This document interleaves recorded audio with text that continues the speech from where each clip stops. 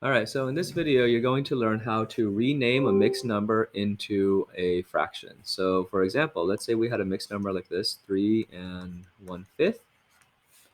So the shortcut that you may have learned in 5th grade is just to take the denominator, which is 5, multiply it times the whole number, which is 3, and then add that product to your numerator, 1 right here. So in my class, I like for you to show your work like this. Take your denominator, multiply it times the whole number, and then go ahead and add the numerator. Now your denominator for your new fraction is always going to be the same as the denominator in your mixed number. So we're going to have 5 down here. Remember order of operations. First we multiply. 5 times 3 gives us 15. And then we add the 1 to get 16. So 3 and 1/5 is equivalent or the same as 16 fifths. Here's another example. We'll do 8 and 2/3. So we're going to do the same steps. We're going to take the denominator, which is 3, multiply it times the whole number, right there, and then we're going to go ahead and add the numerator, plus 2. And then this is going to be all over 3.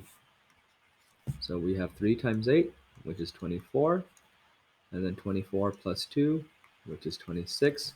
So our new fraction is 26 thirds. Now for those of you who are curious why this works, I'm going to show you why this works. For those of you who don't care, you can just skip this part of the video. So we had, what was that? 3 and 1/5. So the reason this shortcut works is because this whole number 3 can be renamed into fifths, into 5/5 each. So if we take this 3 and we split it, we break it up, we decompose it into 5/5 plus 5/5 plus 5/5. If you're wondering why I chose fifths, that's because the denominator over here is fifths, so I just made these into fifths. And you should know that 5/5 is the same as 1 whole. So this is 1 whole, 2 wholes, 3 wholes. So that gives us our 3 wholes. And then we get the plus the extra 1/5 right here. So when you're doing this, you can really easily see the 3 times 5 right here. Here's our 3 times 5, which gives us that 15.